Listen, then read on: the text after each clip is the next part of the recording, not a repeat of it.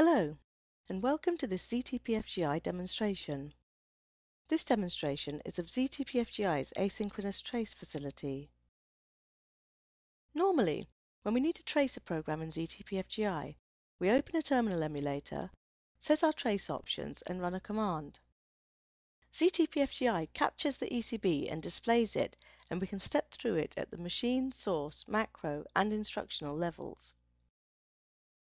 You can find out more about this by watching the macro, instruction, and source trace demonstrations.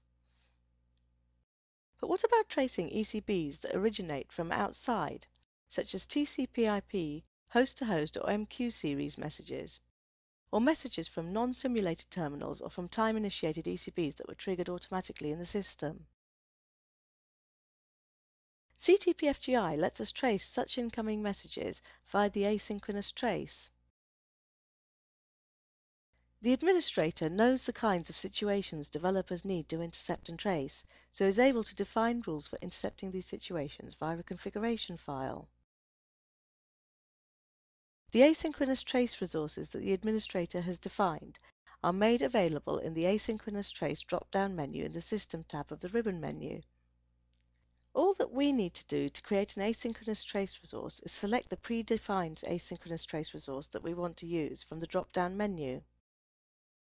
Let's select the AST example.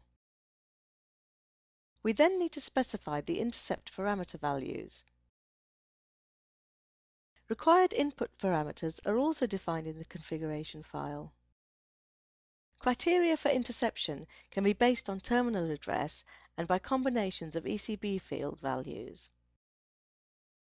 zTPFGI then provides us with an asynchronous trace resource terminal window, which waits for the asynchronous trace resource to intercept an incoming ECB that matches the specified intercept criteria. Let's now create an external ECB that matches the intercept criteria for this asynchronous trace resource so that we can see it work. To do this, let's create an ECB from the test file ape4.async. Once the ECB is stopped, we can trace the resource as we would an ECB that originated internally. We can trace at the macro instruction level, and we can even trace at the source level if the source file is locked into source view. Asynchronous trace can even handle tracing multiple ECBs. If asynchronous trace resources have already been enabled, we can toggle them to disable or re-enable them. We can also free the allocated resources when we no longer need them. Thanks for watching this demonstration of zTPFGI's asynchronous trace.